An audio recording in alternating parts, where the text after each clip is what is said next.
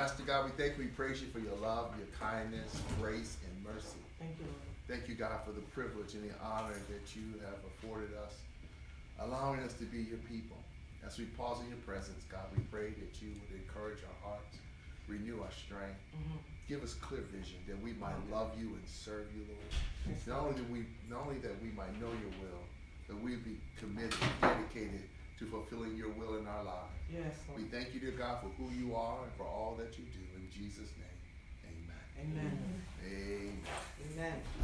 All right. Tonight we're going to go back and take a look at a couple of Sundays ago. I guess we were talking about the message, and we're looking at God, how we serve God, and no retreat, and being faithful to God, even when sometimes that faithfulness challenges who we are and what we're about and the things that we do. So let's go to Romans chapter 12.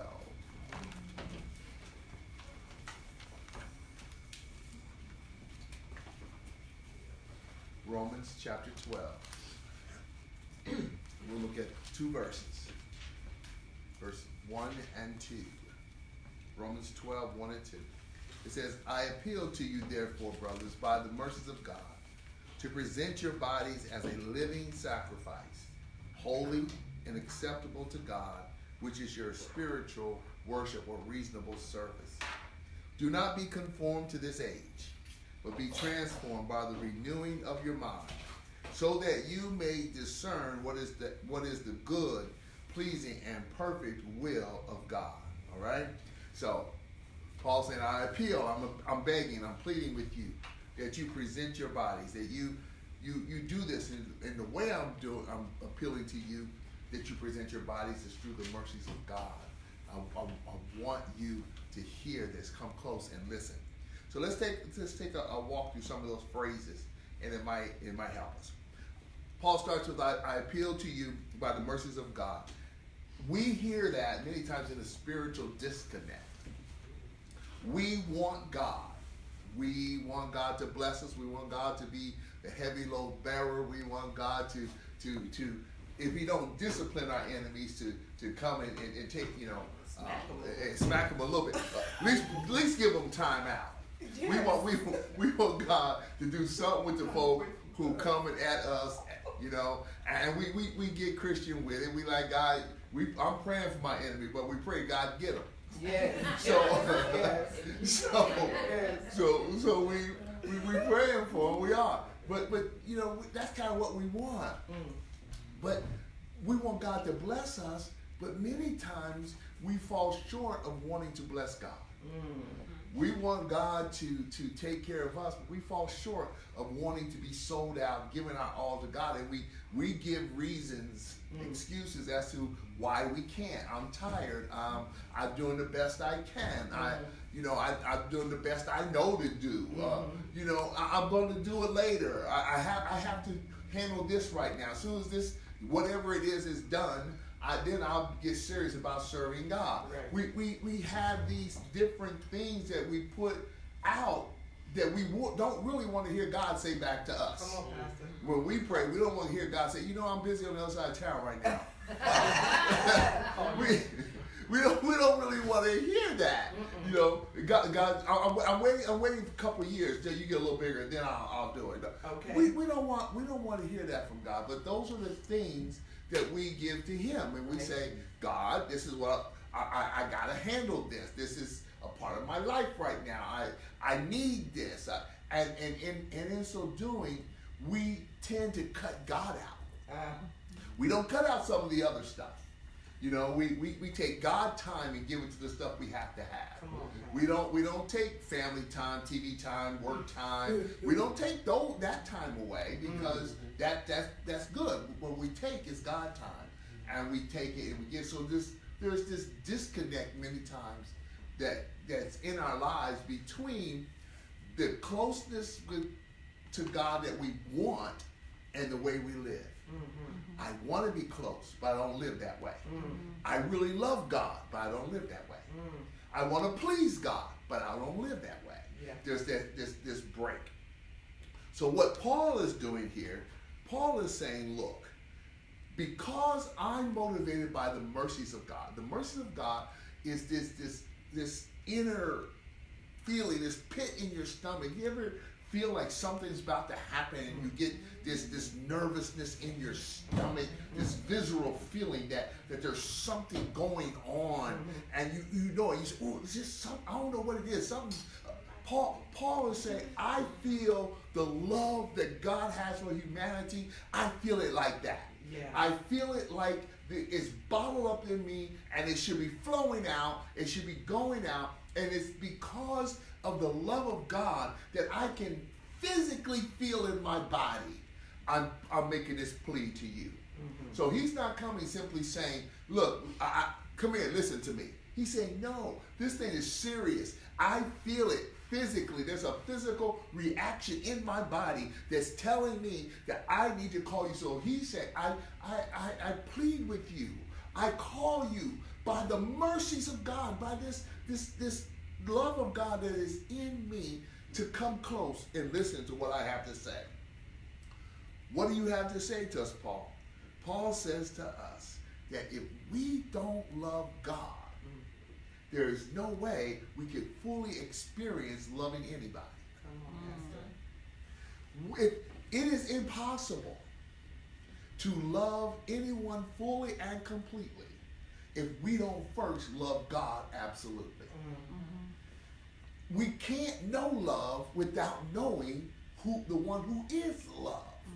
We can know we can know lust, we can know passion, we can know camaraderie, we can know a lot of things, we can know concern, but what we can't know is what it is to have agape, God-defined, divine love for anyone other than ourselves. And we really don't love ourselves if we reject God, because we know we're doing ourselves damage by rejecting God. Okay? So we really don't love, we can't really love anybody or anything without first loving God. So Paul says, come here. It's by the mercies of God. Come and experience this love that God has for you. You hear what he's calling you? He's saying, come to this place where you can experience love, that you can love God and know that the love that God has for you. So he says, I beg you, I plead with you, I summons you, I cry out after you. By the love that God has allowed me to experience, the love that he has for you that is flowing through me, come here. Come here by the mercies of God. You hear what God's calling you that way? And, and it's hard for the world to get that the Creator God brings himself to the place where he calls us like that. Where his love is expressed to you and to me like that. Okay? So what if I come close, Paul, what are you telling me to do? See, because he says, come here. Come here. The love of God is calling you. Now what I want you to do is present your bodies a living sacrifice. Well, wait a minute, Paul. You just told me how much God loves me. Right. And now you're saying that, one, what you're saying really don't make a whole lot of sense, because a sacrifice dies. Right. And you're telling me to be a living sacrifice. That don't really make a whole lot of sense, but it really does. Because if we're going to love God, we have to be that. We have to be willing to die to ourselves. So people believe back then, and some people live today like it don't matter. Back then they said that the body was so defiled that it really didn't matter what you did, because God was concerned about your soul, and he only wants your soul. So you can live as foul as you like in your body, because it don't matter. And today that sounds, we put scientific language around it, or we put hood language around it, and we either say that, there is no after. Once you die, your body's gonna decompose, and you're gonna go back to dirt, and there's nothing else left. We say that. Or people will say It don't matter. You only go around once. You know, go live for it. If it feels good, do it. Because after this, it's over. So you live once, you die, and you're done. It's kind of the same thing. It don't matter how you live, because what really matters is that your spirit is going to go forward, and it's not going to be with God anyway. So you're only on this earth once. So live like you want to live. Enjoy yourself. And people feel that way. And unfortunately, the church folk, we kind of do that too. Come on, you know, we don't say it that way. Right. We say stuff like, I know I could do more at the church, but I'm tired and they got other people to do it. Okay. I know I'm supposed to pay tithes, but you know, my vacation's coming up, or summer's coming up, or I gotta pay my light bill, or I gotta put gas in my car. So we say stuff like that. And what we're really saying is, it don't really matter what I do, you know, when flesh it don't really matter, because God got it. So we give ourselves excuses to live like the world. In other words, please me. Okay. See, the everything that a lot of stuff that we live preaching now is about me. Right. But if you read the Bible, everything's about us pleasing God. Right. See, we hear gospel, God please me, I please me, everybody please me. If you don't please me, get away from me. Come on here. That's usually how we live, right? It's about me.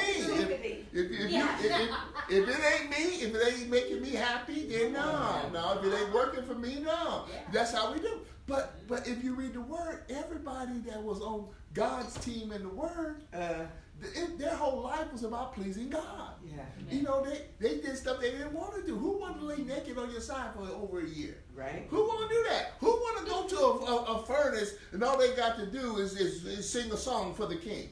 Mm-hmm. Who want to do that? I mean, who want to go to a lion's den? All they got to do is pray with their windows closed. Mm-hmm. That's all. Just we would say today, Daniel, close your window. God can still hear you. That's what we would have told him. Yeah, Pastor.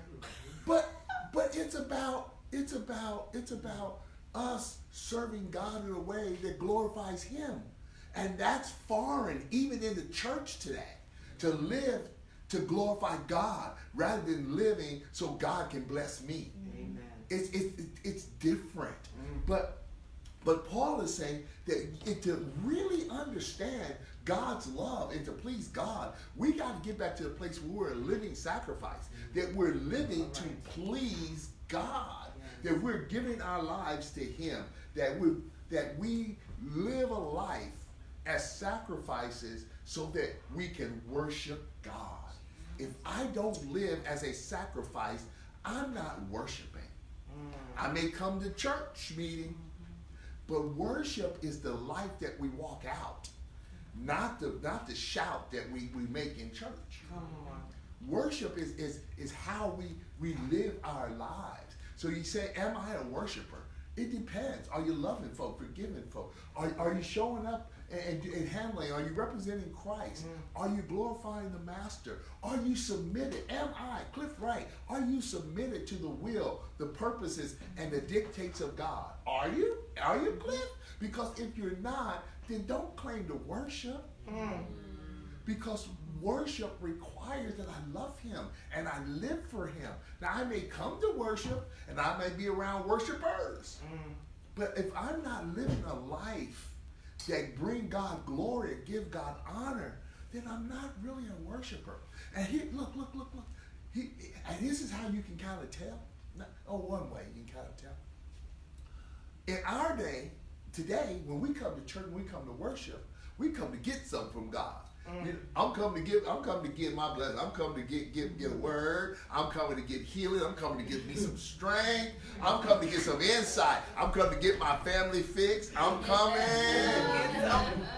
to get something, because that's what we do. We come to get. We come, God, here I am. God, I'm come empty before you, Lord. Just fill me up. We come to get stuff. That's why we come to church. We come to get stuff. Wow. But in the text, Worship means you brought something. Come on, Pastor. Worship says, I bring a sacrifice. I bring an offering. I bring, because worship says, I recognize I'm not worthy. Therefore, I bring an offering to you because you accept me. So here we have Paul saying, if you're going to worship, you got to be a living sacrifice. You got to bring yourself to worship. Not to get, but to give. You give yourself unto God. That's what it means to be a sacrifice. That's what it means to worship. That's what we do. But you know, and God blesses you. You know, when they brought their offering and their sacrifice, they got blessed. They walked away whole. But what they didn't walk away with was a sense of, I didn't get what I came for. Because what they came for was God, and they knew they always got him. See, we don't come for God. We come for peace. We come for understanding. We come for strength. So if I come to church and worship and I leave without the peace that I thought I was going to get, I said, I didn't get what I came for. That ain't working for me. Well, you didn't come for God. You came for peace. You came for understanding. You ask some folk out there, they say a good hit on the blunt, a good bottle of Jack might give you some peace. You might forget what you're about. Glory. You may. So is that? Do you really just want peace? See, it's about coming and getting God, and sometimes God stirs the pot more than he settles it. Woo. Sometimes God churns it up a little bit because he started mixing stuff up so he can blend it together, or however the cooking analogy gonna go. That's what he does. But we come with a preconceived notion of what God gonna do, how he should do it, and why he should do it. And when our notions aren't fulfilled, we say God didn't do it. This church ain't working. They didn't say nothing up there. They said a lot, you just didn't hear it. God did a lot, you just didn't recognize it. So we have to be willing. I have to be willing. You have to be willing. The church has to be willing to be living sacrifices. Not living for a better job, living for a closer walk. That's what we have to do. That's what I think we need to do. That's what I think is what Paul is saying we have to do. Because worship requires a sacrificial life. If I don't sacrifice my life, then I'm probably not going to worship. I will celebrate when life is good, lament when it is not. I will say God is good when things go right. And I will question God when there's trouble in my life. Come on. I will tell people, and they will see me smile. And actually, I wonder why people go to the hospital when they're sick, but stay away from the church when they're wrong. All right now. Why is it? Why is it you got enough sense to, if I'm sick, I go to the hospital? Right. But there's sin in my life, so I stay away from the church. It's because I don't want, the only thing who can really fix me is God. Right. I don't want him. I just want to be fixed. Right. I just want the pain gone. I don't want him as the solution. And that's and I think that happens because we're not willing to submit to God. Have you ever talked to somebody, they came to ask you for advice, you told them gave them good advice, they said, you don't know what you're talking about. Has that ever happened? Yeah. They come to you and they ask you for advice. Yes. You tell them what God says, you give them good sound advice, and they walk away saying, nah, you don't know what you I don't even know why I talk to you. You don't know what you're talking about. because they didn't want to hear what you had to say. That's right. Too many times I act like that when God tell me what to do. I go to God knowing what I want him to say. I tell him what my problem is. He gives me godly advice, godly direction, and I say, God, that ain't it. That ain't what I thought you were going to say. I thought I talked to you about, look, I'll come back tomorrow. So we do. We do. can't do that. So Paul says here that, look, if you want to know this love that I feel and God has for you, if you want to know the fullness of God's love and live set free by the love of God, if you want to do that, then you have to submit yourself to him as a living sacrifice. You have to die to self and live for God. Your life has to bring God glory and honor on purpose, intentional, against, even when it means that you got to go against what you really want. See, people say, I don't think that's God because I don't feel right about it. I don't feel right about some of the medicine that made me gay. But you know, it ain't about me feeling right. It's about, is this God's word? Yes. Is this God's will? Yes. And if it is, it ain't about what it feels like. It's about obeying what God says. Yes. And so, a living sacrifice, all right? And then he says, now look, just don't walk around as a martyr. There's a difference between a sacrifice and a martyr. A martyr goes around talking about, y'all see, I pray all day, my knees hurt. Y'all look at me. Look at me. I done gave so much money to the church, I can't even pay my light bill. Well, look at me. I done this and I done that. Look, they cussed me out. I didn't say nothing back. Look at me. See? What's your point? My point is, you ain't no sacrifice. You're a martyr. You walk around saying, look how holy I is. I'm better than the rest of y'all because I can take all this and still live for God. Okay. You know, they cussed me out. They talked about me, child, and I just prayed for them. All right. Well, okay. All right. But where is God in that testimony? All right.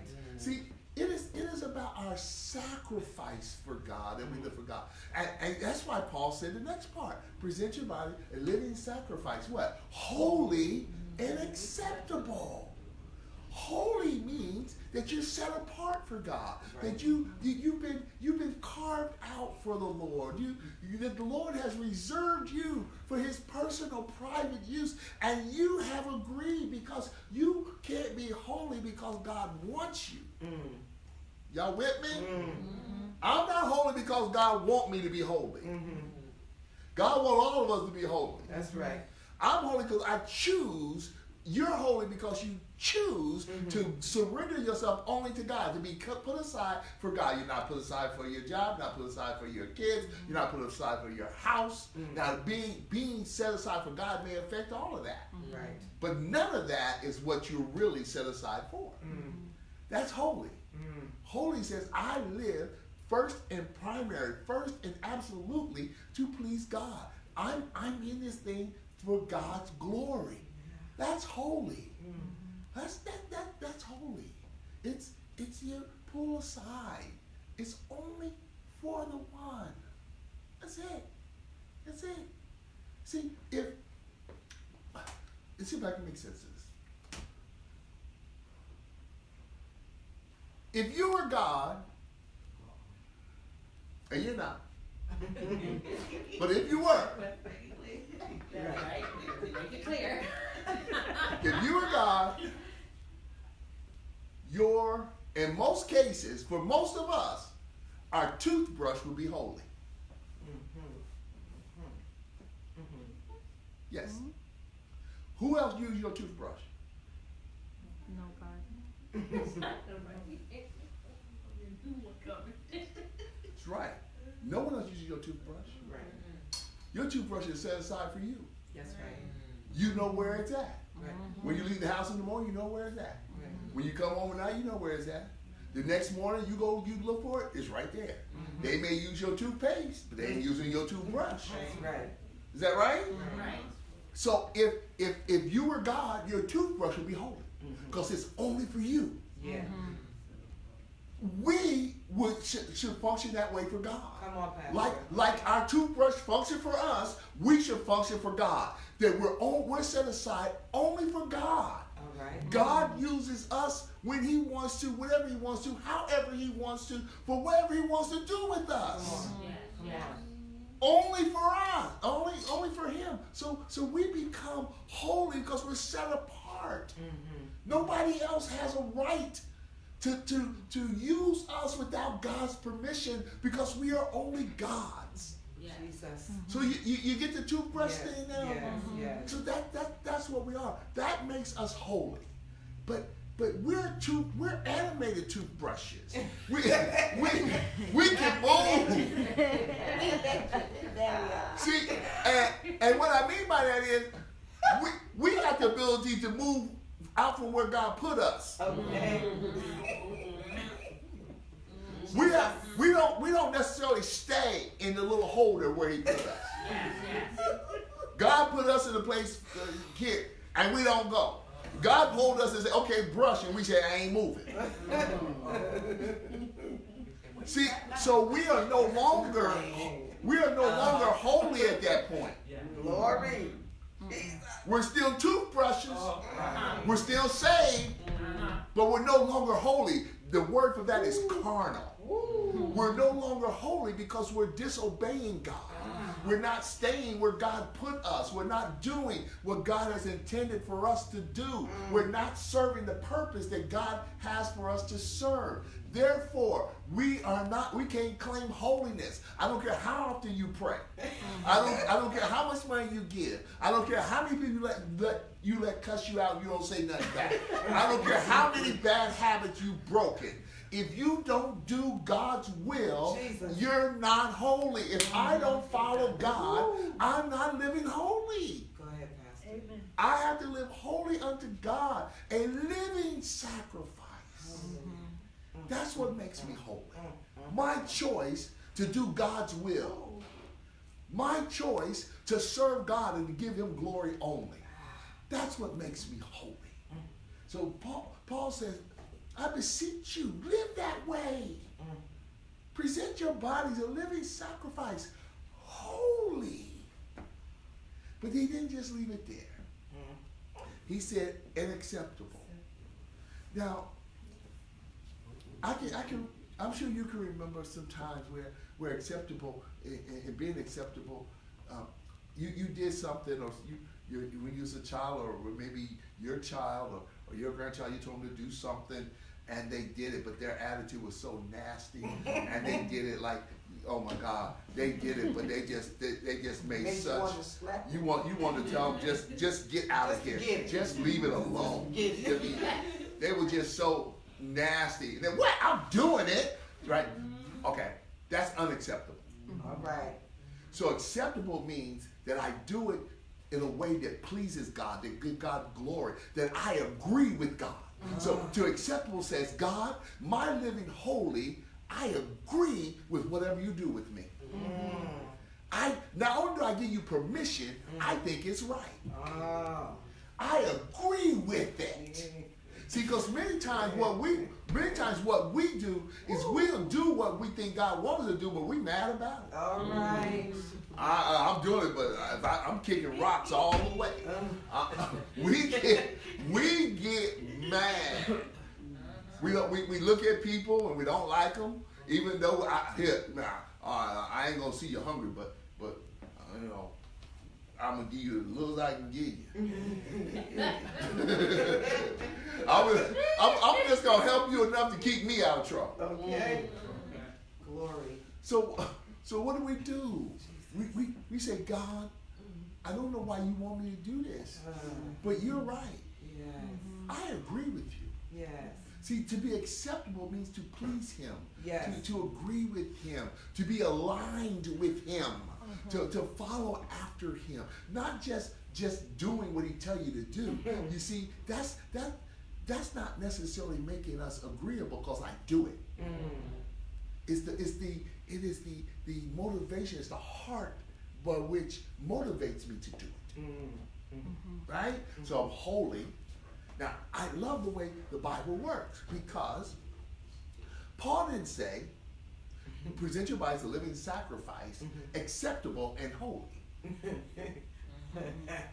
You see, because it won't work in reverse. Come on, Pastor. I won't be pleased until I'm holy. I won't think God is right until I totally belong to God. So if I try to live life thinking as if God is right, but I don't totally belong to him, I'm going to spend too much time fighting with God because I ain't going to think he's right. Because I have not totally submitted to him. I'm not totally his. So as long as I'm not totally surrendered to God, then I'm not going to be agreeable. I'm not going to be happy. I'm not going to say, yes, Lord, you're right. So it don't work in reverse. We have to, if we're going to know this love of God, we have to surrender ourselves to him as living sacrifices. And the way we do that is we first have to give ourselves to God completely, wholly.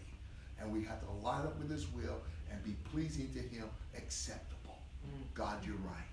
I'm yours, and whatever you do with me is right.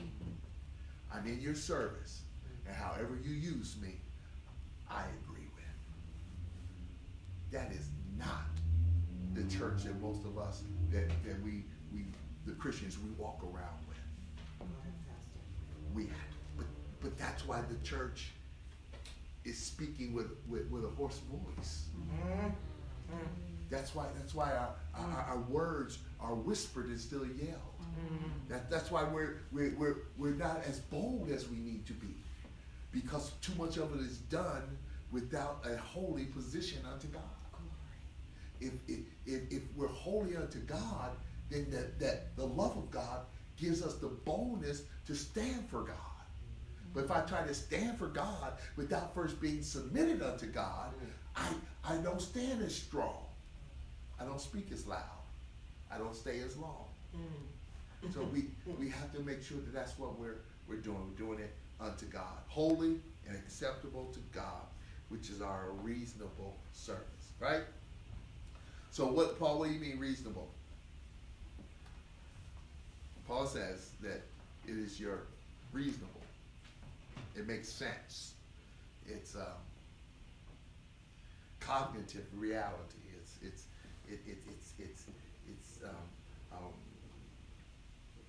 logically sound. It's theoretically tight. However you want to put it, it makes good. If you think about it, this is the only option that really makes sense. Yeah. So Paul said, look, you can find other options or alternatives. There's other options. There are alternatives out there. You can live a different way. You can live for yourself. You can live for your family. You can live for your job. You can live for your car. You can live for in your past, or you can live for your future. You can live for a lot of different reasons, a lot of different purposes. You can do it all. But what happens is, if you think about it, if you really put your mind to it, you would conclude that this is the only way that makes sense. Everything else is going to fail you. Everything else is going to hurt you. Everything else is going to leave you wanting. And at best, everything else is going to leave you eternally lost. Jesus. This is the only way, Paul's telling us, that makes sense. And every other choice got you going around under God's love, but not experiencing God's love. Not feeling it, not experiencing it. Now, yeah, you're protected. God loves everybody. God loves us. God is love. God loves the worst sinner. God loves He loves us all. But the problem is, when we reject God, we don't experience it. We don't experience his love. We don't know his love. We don't recognize his love. And we certainly don't feel it the way that we should. So we don't get this. We don't get it. So it don't make sense for us to claim a love that we don't know. Because if I claim a love, just to claim a love that I'm not intimate with is simply saying God loves all of his creation, the rain fall on the just and on the unjust. He loves the good, the bad, and the ugly. And he loves us all. Okay, but that doesn't say anything about my relationship with God. To say God loves me don't say anything special about my relationship to God. God loves everybody. So God loves me. Yeah, I know he do, but what's that mean? Yeah, he loves you, but what's special about that? But when we come to the place where we now start to experience God's love, now we can point to places where God's love has transformed our lives. God's love has made us new. God's love has strengthened us. God's love has provided for us. That God God's love and created the peace that I was looking for because I drew closer to him. That's how we can kind of know some of this stuff. So Paul says, think about it. Make sure that you get it. It is our reasonable response. So, it's reasonable to come close to God so you can experience His love by presenting yourself as a living sacrifice, holy unto God, acceptable unto God, all because it makes good sense. So Paul's not saying live by faith. I mean, he tells us to live by faith, obviously, but he's not saying, you know what, check your mind at the door. You ain't got to be a thinker to be a Christian. That ain't what he's telling. That's such a lie. It ain't about what you know. You ain't got to be reading the Bible, all that. You don't have to study. It ain't about what you ain't got to know this. No, that's not true. You do. Because the more you study, the more you know, the bigger your God gets. And the bigger God gets, the smaller the world becomes. And the smaller the world becomes, the smaller your problems. You start seeing God bigger than everything that challenges you. You can start trusting God in situations that you could never trust Him before. You can depend on God to provide for you. You don't have two nickels to rub together. You don't even know what nickels look like anymore. I mean, but you can still trust God to make a way for you because you know He's promised and He will.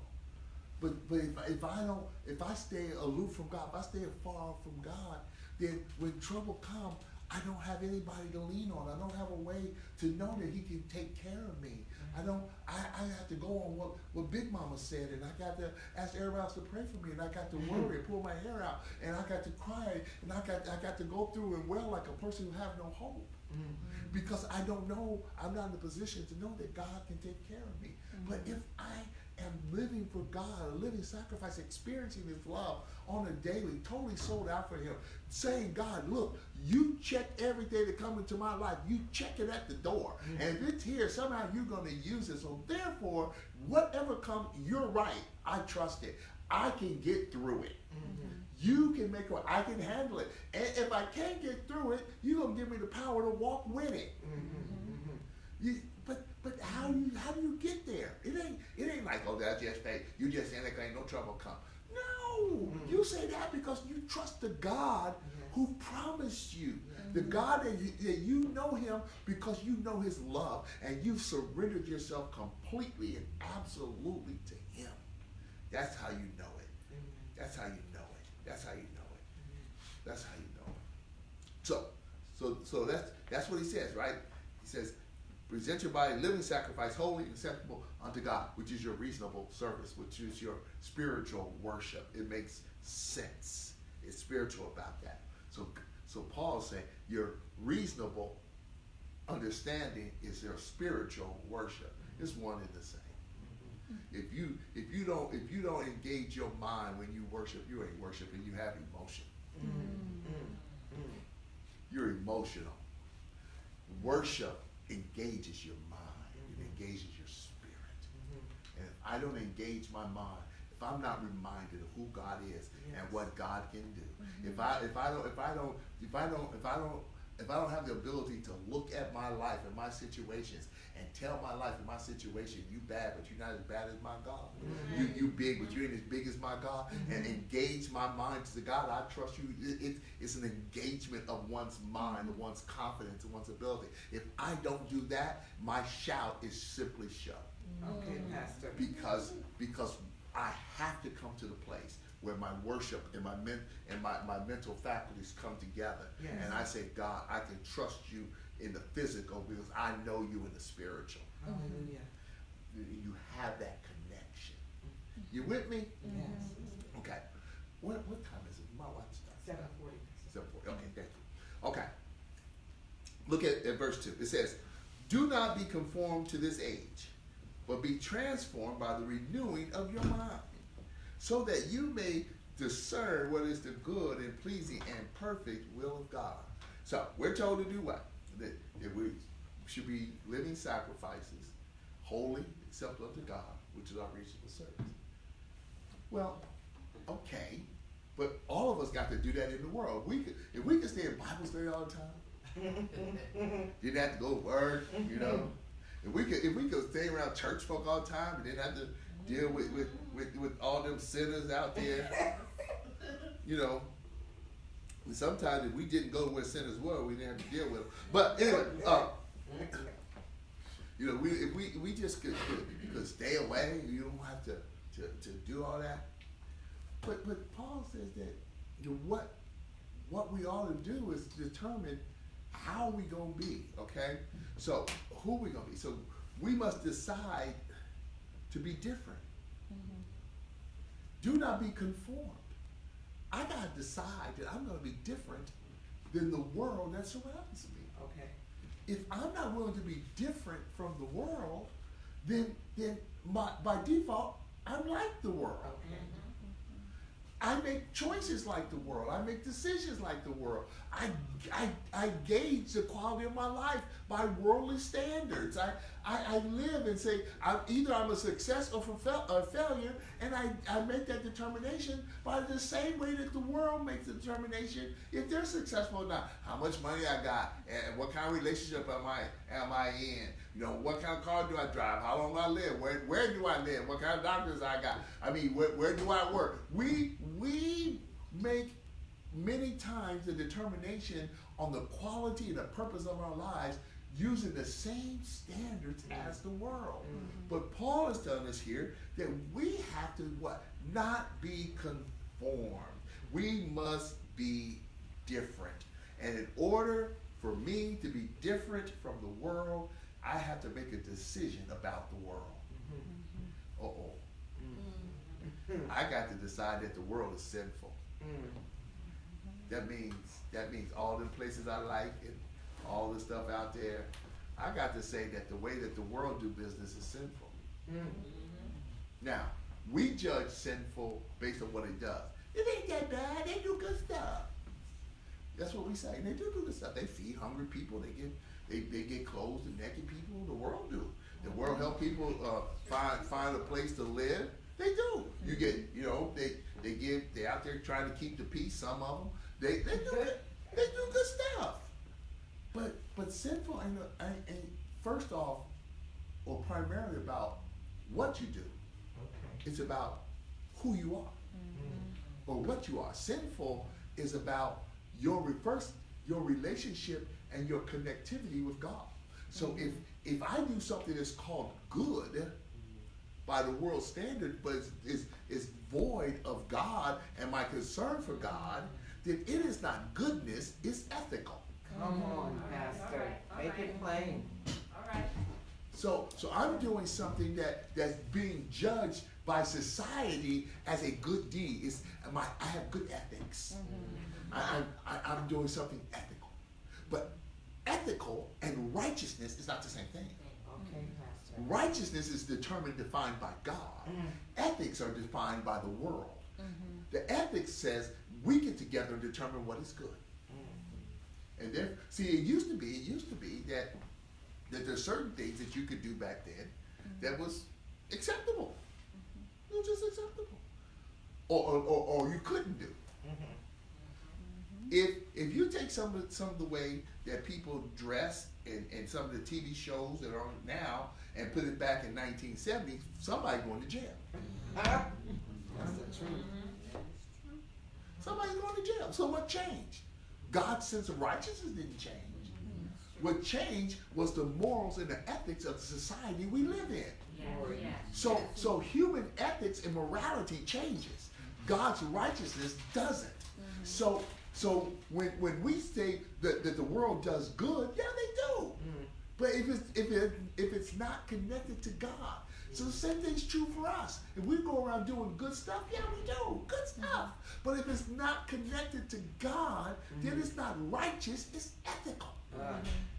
And so we have to come to the place where we're trusting God and we're knowing that we're doing what is right because God is righteous, and we have to deem the world guilty. I went to a conference not long ago and was challenged by a professor because I said I still consider sin an enemy. Sin is an enemy. Death is an enemy.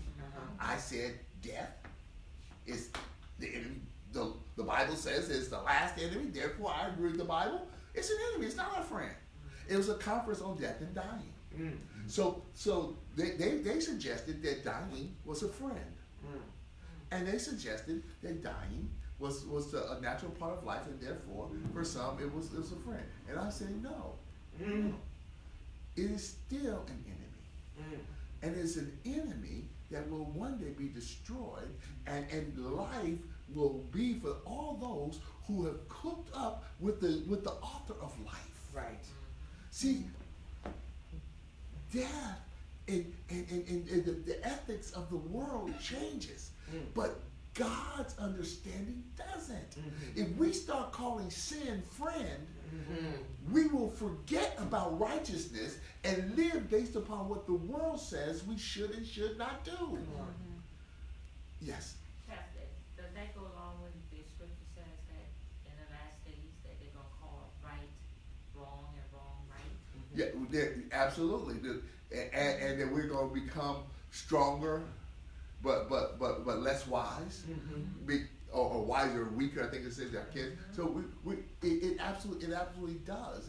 It talks about how we dismiss God. We become, what's the word? Socialization. Secularized. And what that simply means is we live in a society where religion and holiness and righteousness has lost its authority and considered by most irrelevant, and therefore it is socially unacceptable. Okay, so that's why you don't talk about religion in polite company. Come on. Because it is socially irrelevant. It's socially people. No one thinks anymore that religion, that the Lord is the answer to a real problem. Right. They think that God is relegated over there to the spiritual stuff.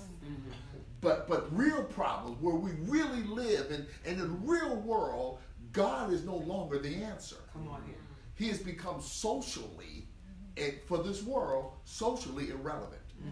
And that's an issue. But it's an issue not only in the world, but he's becoming more and more irrelevant to Christians. Come on, Pastor. Make it We have to come to a place where God is the solution. Yes. If I don't have enough money, overtime ain't the solution. Come on. God is the solution. He may use overtime, but then you don't have to. Come on. There's other options open to God. Overtime might be the only thing I have in front of me, but God has some other things that He can do. So God is the solution. You don't pay your bills because you got a good job. You don't wake up in the morning because your body chemistry woke you up. You don't eat because you can cook. Hallelujah. Hallelujah. There is a God. You can cook food. Have it there ready to go and don't have an appetite. Right. Right. You watch everybody else and you don't want to eat. You can have an appetite. It can't open your mouth. The stuff that we look at ain't the reason. God is the solution. God makes it work. It's the Lord. And we have to come to a place. But conform means that it's God and His purpose has to be the skeleton that gives shape to our lives. You see, if you think about your body is built on a skeleton. And if you remove all your skeleton, your body would collapse to the floor because there's nothing to give it structure. Well, when you think about metaphorically, if you think about your life as your body, how you live, why you live, the things that you do, God's will and God's purpose has to be the structure, has to be the skeleton that gives structure for your life. But every life has structure, but ask yourself, what is it? Is it the need to have more? Is it the need to be better? Is it the need to want it? Your job? What's the need? What's the structure that gives definition to your life? And you usually can tell that by how you spend your time and your money. Look at how you spend your time and your money, and that will tell you what gives definition to your life. How do you spend your time? How do you spend your money? That gives definition. Now, so ask yourself. And you say, well, everybody got to work. Okay. Take work out. Okay. Now what? Look at the rest of your time, your script. How do you spend your time? That will tell you what gives structure to your life. So what we have to do is I think I'm probably close. I got 27 minutes. Oh, I got 5 minutes. Oh, she held up 2 of them for the 5. Yeah, that's 7. Oh, 7 minutes, not I got 7 minutes, not 25 minutes. All right. But so if you look at this stuff that's going on, right? Paul's saying, don't be conformed, but be transformed. Don't be like the world. Be different. Be transformed. How am I going to be transformed, Paul? By renewing your mind. Change the stuff you think about. Not just what you think. Change how you think. Because if I think good stuff, but I think good stuff how it's going to bless me. I think good stuff of how it's going to help me. I think good stuff of how it's going to keep me safe. I think good stuff of what it's going to do for me. I think good stuff how it's going to keep them from hurting me. I think good stuff. I do. I think good stuff. And you know what? Other people get blessed along the way. Right. I think, I only shop at certain people because I want to support their business and they give me a good discount. Okay. See what I'm trying to say to us, y'all, is when I change my thinking, my mind, and my mind stays on Christ, I see the world different. That's right. That's it. And when I see the world differently, I will live in the world differently. When you see Christ in situations, in other people, when you see him first and you process your thoughts through the love of the risen one, you will absolutely live in this life. I just can't forgive them. Because you're looking at the pain that they did and not the God that got you through the pain. See, if you look at the God that got you through the pain, then the one who caused the pain and the pain they caused loses its significance. Yes. So be transformed. Think about Christ and let his love and your love for him, his authority, his person, let that be the filter through which you see your world. And if you do that, you won't be conformed. You'll be structured by Christ, living in this world to bring him glory. So don't be conformed. Be transformed by the renewing of your mind. Start loving him. Sell out to him. Sell out to him. Be that living sacrifice, holy, acceptable unto God. It only makes good common sense. Don't let this world tell you who you are. Don't let this world define you. Don't judge yourself by the world's standard. Don't be conformed to this world. But be transformed. Be different. Be like Christ. How? Through the renewing of your mind. Think like him with the mind of Christ. Questions, concerns? Questions, concerns? All right, come on, let us pray.